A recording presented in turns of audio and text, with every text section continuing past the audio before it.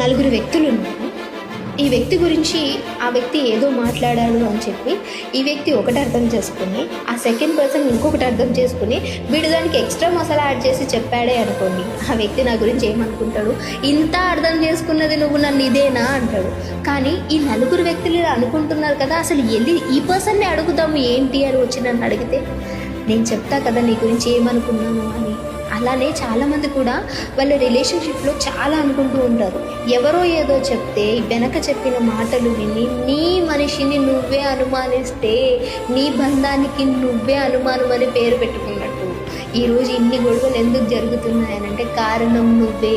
వెళ్ళి డైరెక్ట్గా పర్సన్ అడగకుండా నలుగురు చెప్పేది వింటున్నావు అనంటే అక్కడే నీ బంధం కథం తెగిపోయినట్టు.